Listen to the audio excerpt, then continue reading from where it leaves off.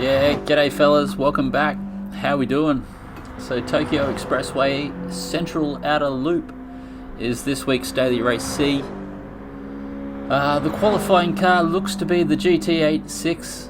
We've only done about 50 kilometers and managed to chop out a lap that I thought was worthy of doing a little video. Watching the replay, it's a little bit messy, but we'll talk about those things as we admire the old GT Sport replay. Looks pretty clean. So tactics for this week's race, not entirely sure yet, but I think the Megane Trophy might have race pace at this early stage. So keep an eye out for what you see other blokes doing and carbon copy. So once again, we'll jump on board in chase view for the lap overview. Nice short lap this, so you should get plenty of practice at it. And yeah, here we go, any second now. So we're trying to get through that last corner, full noise, out onto the straight. The first corner, we're just going to call this T1. It's a 5th gear, light lift. Look for that little yellow marker. A touch of brake, try and hold the apex. See that yellow marker? There's 2 of them, so we're trying to hold the first one on entry, the second one to exit, then drift to the wall. This could probably be turn 2 and 3. They're flat out, so if they're not flat out, just keep working on them. Just adjust your line, a little lift if you have to, but you shouldn't have to after a little bit of practice. So this one's a bit more difficult. As you can see, we didn't keep to the left of the road, using that little yellow right turn marker again.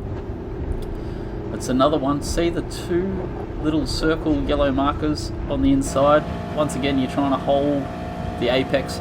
They're sort of the apex, you're holding both of those. The next turn, once again, GT Sport giving us a little yellow marker. It's a light brake. Downshift just before the apex, try and hold, let it drift out to that wall, on the throttle early. And this one's an unusual one. I tried 3rd, 4th and 5th. It seems 5th, holding 5th is the key here.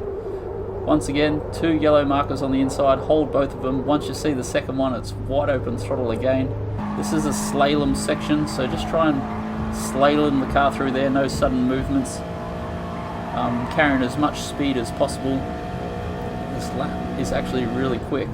So this is probably the heaviest braking zone, at which we only get half brake throttle there.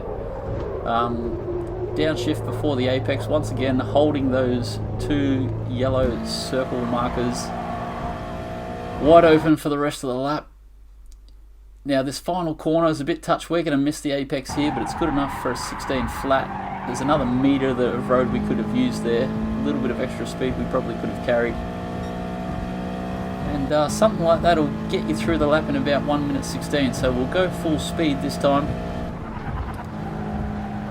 Lift, hold part throttle, accelerate as early as possible. This game really is about getting on the accelerator as early as possible. Now the 6th shift, some people were shifting early, some late in the 2 replays I watched. It's up to you, see how you feel. Now some people were braking heavily here. I'm more of a coast light brake, try and hold that apex. We lose more time as we bump the wall there. That was because we didn't keep to the left. You've got to really use all the road before you turn in. Same sort of deal here, you're trying to use all the road.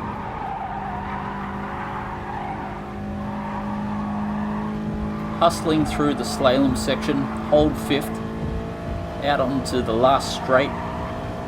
I held 5th here, not sure how much it's worth going into 6th there on the Toyota. Doesn't seem to have much power in 6th gear. Once again, nice little trail brake into the apex, on the throttle as early as possible, and over the finish line. Now a couple of things I wanted to talk about is the priority of the corners. So the fastest corner on the track, which is this one here, that is your most important corner. So this track is lucky in the way that the importance of the corners decreases as the lap goes on. So as soon as you ruin a corner, you can just start the lap again. So yeah, that fast one really important. So 220 around that one, that's pretty important as well. So if you can nail those two, that's most of your lap time. This one down to about 205, and then this is even less important, down to about 190. Wide open for the rest of it. That's a bit of a struggle here. Like I said, play with this one. Do what feels comfortable. And that one was down to 170, and we're going to see 160. So there you go. Every corner decreased in speed for that entire lap.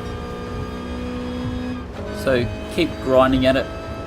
As the lap wears on, there's not as much time to be found. As for farming daily race C this week, I believe it'll be dependent on your qualifying time. If you've got a good time,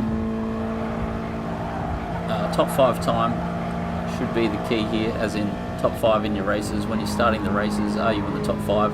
That'll give you the best chance at having a clean opening lap or two. I'm going to suggest it's going to be a medium to hard race, depending on the car. The Trophy is a really light car, so it should be able to get maximum distance on the medium tyres. If you find yourself starting lower down the grid and in a little bit of traffic, or if it's consistently being in the traffic, maybe start on hards, do 5-6 laps on them and get them out of the way while you're stuck in the traffic, and have a strong finish on the mediums. See if you can get that undercut working. Yeah, so just to recap your qualifying lap, use those little yellow markers that GT has so kindly provided for us, and just work on your flow. It's a real flowy circuit.